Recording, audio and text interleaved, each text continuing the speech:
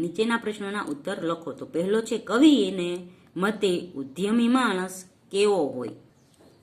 તો તેનો જવાબ છે કવિના મતે ઉદ્યમી માણસ ક્યારેય હાથની રેખાઓ જોતો નથી, એ સતત મહેનત કરતો રહે છે.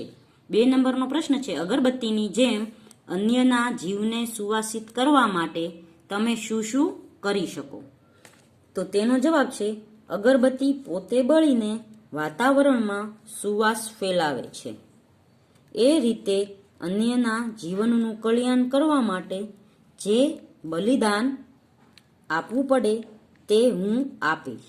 બીજાના આંસુ લૂછવામાં, બીજાના દુઃખ દૂર કરવામાં જ હું ધન્યતાનો અનુભવ કરીશ. 3જો પ્રશ્ન છે સંત અને અગરબત્તીનો મહિમા શા માટે ગવાયો છે? તો તેનો જવાબ છે સંત અને અગરબત્તીનો મહિમા કરતા સુભાષિતમાં કહેવાયું છે કે જગતમાં કોઈ ખૂણે પોતે બળીને બધે સુગંધ ફેલાવનારા 2 જ જન્મ્યા છે, એક અગરબત્તી અને બીજો સંત.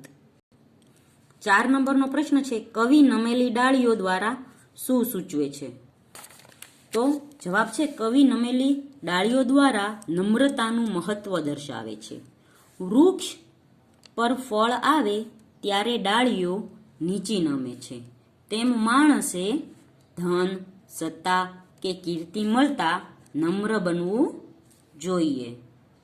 પછીનો પ્રશ્ન છે શું ઈર્ષ્યાની આગ ઠારી શકાય? કેવી રીતે? તો તેનો જવાબ છે હા, ઈર્ષ્યાની આગ ઠારી શકાય છે. ઈર્ષ્યાની આગને ઠારવાનું એક અમોઘ શસ્ત્ર છે પ્રેમ. મહાપુરુષો ઈર્ષ્યાને માણસનો મોટો શત્રુ ગણે છે. વેરથી વેર શમતું નથી, ઈર્ષ્યા પણ વેરમાંથી જ જન્મે છે. ઈર્ષ્યા એવી આગ છે કે એને ઠારવાનો પ્રયત્ન કરીએ તેમ એ વધે છે. પ્રાણી માત્ર પ્રત્યે પ્રેમ રાખવાથી ઈર્ષ્યાની ભાવના નાબૂદ થઈ જાય છે.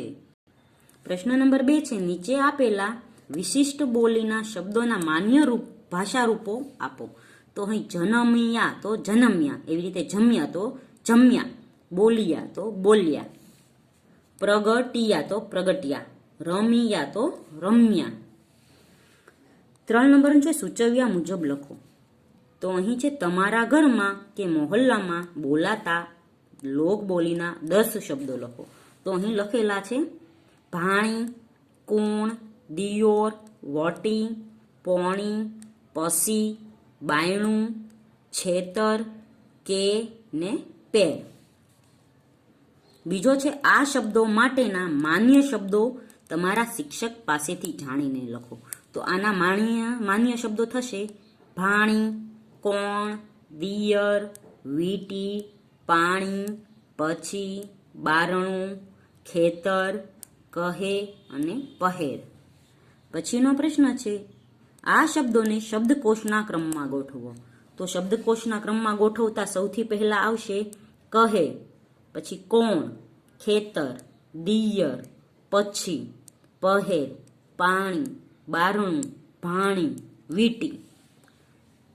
પ્રશ્ન નંબર હવે આ શબ્દોનો વાક્ય પ્રયોગ કરો. તો આ બધા શબ્દો છે તેના આપણે વાક્યમાં પ્રયોગ કરવાનો છે. તો સૌથી પહેલું છે ભાણી, તો એના ઉપરથી વાક્ય બનશે ભાણી આઈ સ. બીજું છે કુણ, તો તેનાથી વાક્ય બનશે આઈથી કુણ જ્યુ. ત્રીજું છે દિયોર, તો તેનાથી વાક્ય બનશે હુંસ તાર્ય દિયોર. પછી છે વટી, તો તેનાથી વાક્ય બનશે બૂન વેટી પેર. પછી છે પોણી, તો વાક્ય બનશે ભા પોણી પા. પછી છે પસી, તો તેનાથી વાક્ય બનશે હું પસી આઈ. બાયણું, તો તેનાથી વાક્ય બનશે રામલા બાયણું વાઘ. પછી છે છેતર, તો તેનાથી વાક્ય બનશે છેતરમાં કુણ પોણી પાહ. પછી છે કે, તો તેનાથી વાક્ય બનશે તારું હુંસ કે, અને છેલ્લું છે પેર, તો તેનાથી વાક્ય બનશે લે બંડી પેર. પછીનું છે નીચેના વાક્યોમાંથી ક્રિયા વિશેષણો ઓળખીને અલગ કરો. તો અહીં ક્રિયા વિશેષણ કાઢવાના છે અલગ. તો અહીં છે માલા સરસ લખે છે, તો સરસ ક્રિયા વિશેષણ થશે. પછી તેઓ હળવેકથી બોલ્યા, તો પછી અને હળવેકથી ક્રિયા વિશેષણ થશે. ફૂલ ઝાડ પર એ અખૂટ વહાલ વરસાવે છે, તો અખૂટ ક્રિયા વિશેષણ થશે. ભારતી અત્યારે હસે છે, તો અત્યારે ક્રિયા વિશેષણ થશે. 5 નંબરનો છે મિત્તલ આંગણામાં રમે છે, તો આંગણામાં ક્રિયા વિશેષણ થશે.